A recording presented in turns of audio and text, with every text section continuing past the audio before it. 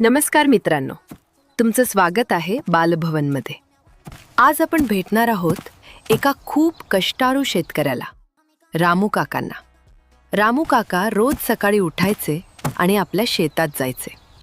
त्यांना शेती करायला खूप आवडायचं. एके दिवशी त्यांना एक चमत्कारिक जादुई बी मिळाली.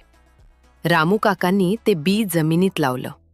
त्यांनी त्याला रोज पाणी दिलं, खत दिलं आणि खूप प्रेम दिलं.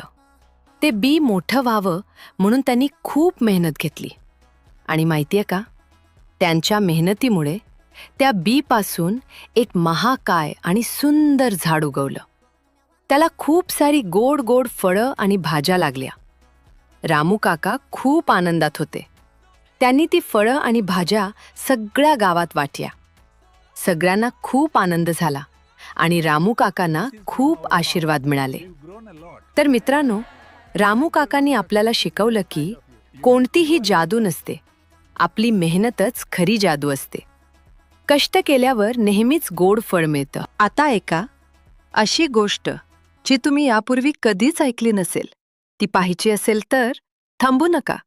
लगेच आपल्या बालभवन मराठी चॅनलला सबस्क्राईब करा. फक्त एक क्लिक आणि तुम्ही प्रवेश कराल अद्भुत कथांच्या दुनियेत. आणि हो, नवीन गोष्टींची सूचना मिळवण्यासाठी बेल आयकन दाबायला विसरू नका. चला, आजच आपली पहिली गोष्ट पाहूया.